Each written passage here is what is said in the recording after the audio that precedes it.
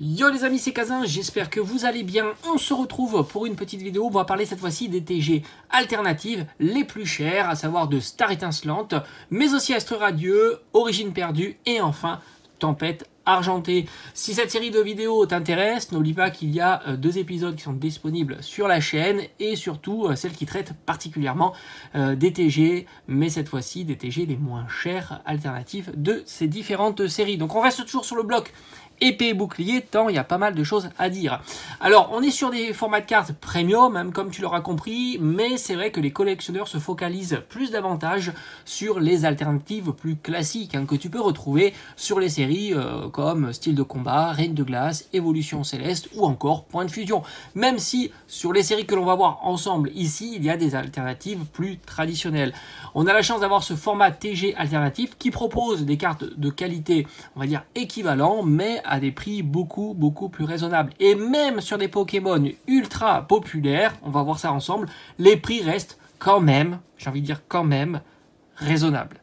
Alors on va commencer par Star Étincelante. Alors Star Étincelante, c'est une série de folie avec tous les Dracofeu, mais il n'y a pas que ça. Alors évidemment, tu retrouves cette fois-ci 4 cartes. J'ai fait une sélection. Vraiment, je t'ai sélectionné le top TG alternatif du moment. Ça ne veut pas dire que ça ne va pas durer. Tout peut bouger, franchement, en ce moment sur les cartes, c'est assez spécial. Alors sur Star Étincelante, on note 2 Pokémon populaires, les évolutions, à savoir le Nymphali, mais aussi le Noctali. Alors le Noctali, tu le sais pertinemment, quand il y a Noctali dans une série, en règle générale, c'est lui qui drive un petit peu cette série. Alors Nymphali, on a eu 2 variantes de Nymphali, une version V et VMAX, et c'est vrai que sur les TG alternatives et sur les cartes alternatives, mais ça marche pas à tous les coups, les formats VMAX sont normalement plus chers que les formats V, et on verra que ici ça marche plutôt bien. Alors le Nymphali V et le Nymphali VMAX vaut respectivement entre 20 et 25 euros pour la V et entre 25 et 30 euros pour la VMAX. Alors je te cache pas, comme ça je te donne un petit peu mes impressions, la VMAX à 25-30 euros, je la trouve vraiment très jolie. J'aime bien Nymphali et surtout que les 2 cartes sont vraiment très belles. Alors j'avais déjà acheté la version V, alors de mémoire c'est en vide-grenier et je l'avais acheté dans un lot, mais j'ai envie de te dire c'est compliqué, je dis vraiment de mémoire parce que si ça veut c'est un achat internet, mais je l'avais payé entre 20 et 25 euros, je me souviens plus exactement. En tous les cas voilà, tu t'aperçois que 25 à 30 euros pour ces cartes là, ça reste un budget qui est plus que raisonnable, et si tu es en dehors des alternatives TG, sur des alternatives plus classiques, tu t'aperçois que c'est vraiment les Pokémon pas du tout populaires qui valent à peu près ces prix là. On a le Noctali V et VMAX, et lui il faut compter 30 euros pour la version V et plutôt 40 à 45 euros pour la version VMAX. Et là encore une fois, la V me fait de l'œil parce que à 30 euros, je trouve que c'est plutôt très raisonnable. Mais attention, la période est plutôt propice à la baisse de prix plutôt qu'à l'augmentation.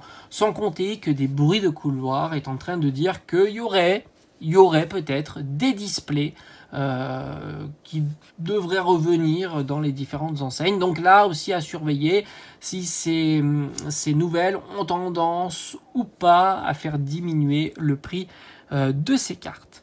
Cette fois-ci, on arrive à Astre Radieux. 2 cartes plutôt onéreuses dans cette série-là. On retrouve la magnifique Staros V qui tourne aux alentours de 35 euros, et de Karchakroc V qui est un petit peu moins cher avec Cynthia qui tourne aux alentours de 30 euros. Les 2 illustrations sont magnifiques, et après bon c'est toi qui décide si tu préfères Staros ou Karchakroc, mais c'est vrai que ces 2 cartes là sont incroyables et elles sont relativement bon marché quand on voit la tendance actuelle sur certaines cartes. On continue, et là ça fait un petit peu plus mal au portefeuille puisqu'on est sur Origine Perdue. Origine Perdue propose cette fois-ci Pikachu en TG alternatif. Et là, quand il y a du Pikachu, en règle générale, ça picote un petit peu plus. Bien que je me demande si un Dracofeu en TG alternatif ça aurait pas été encore pire. Alors on retrouve 2 illustrations, la V et la VMAX, et là ça ne déroge pas à la règle, la VMAX est plus chère que la V. Et on a un tarif entre 50 pour la V, 60 pour la VMAX. Alors je dois te dire, c'est des tarifs qui sont relativement bas, mais c'est vrai que, alors j'étais un petit peu fouillé.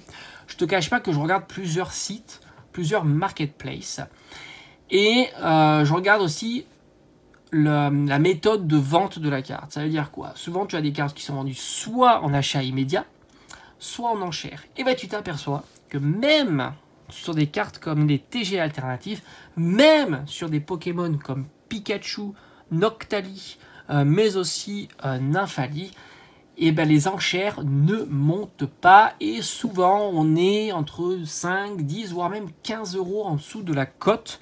C'est quelque chose que l'on peut voir assez facilement. Alors j'ai dit la cote d'achat immédiat. C'est-à-dire que si tu n'as pas envie de te fatiguer, d'attendre une semaine que l'annonce se termine, d'être à l'affût, de regarder voilà, minute par minute quand l'annonce se termine, j'ai envie de te dire, ouais, on peut en faire de très très bonnes affaires. Et même sur ces cartes-là, alors je ne te parle même pas des cartes gradées, puisque tu peux trouver des cartes gradées en neuf qui flirtent avec le prix du loose. Et ça, c'est assez extraordinaire.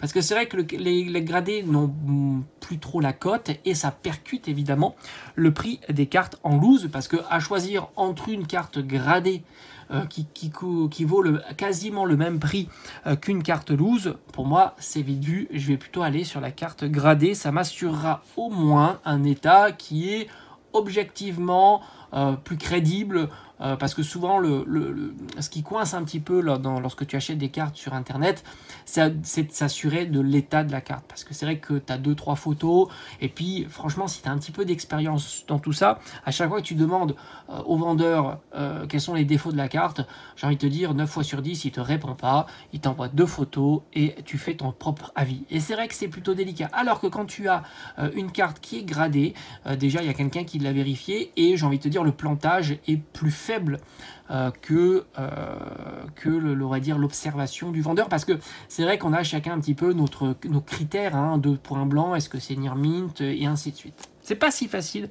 lorsqu'on achète en ligne, c'est pour ça que maintenant je privilégie beaucoup plus les vides-greniers, c'est quand même plus simple. Et enfin, Tempête Argentée, une seule carte, on va dire très onéreuse dans la série, le fameux Rayquaza. Franchement, très belle carte. Tu sais que je l'ai en PSA 10. C'était un cadeau. Franchement, un très très beau cadeau. Et celle-ci tourne aux alentours de 60 euros. Donc, comme tu aperçois, on a balayé l'intégralité des TG alternatifs, c'est-à-dire texturés, typiquement. On va virer toutes les TG avec les bords jaunes.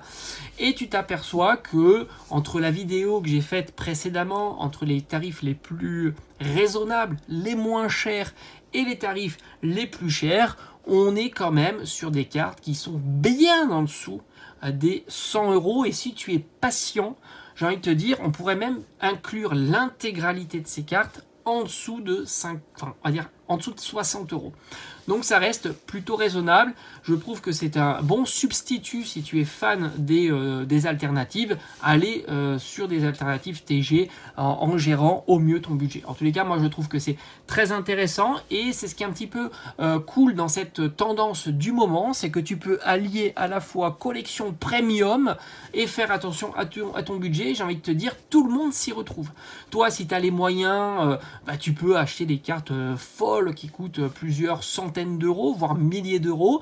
Si tu as un budget plus raisonnable et que tu veux quand même collectionner des cartes Pokémon, tu peux trouver des alternatives à petit budget, alternatives TG, et on fera sur une prochaine vidéo les alternatives plus classiques, et tu verras que là aussi, avec un budget plus raisonnable, tu peux débuter une collection. Donc je trouve qu'au final, on s'y retrouve très très bien dans Pokémon. Et encore, si tu n'es pas pointu sur l'état de la carte, il suffit qu'il y ait la carte et quelques petits défauts. Alors là, c'est la régalade, tu as des promotions de dingo.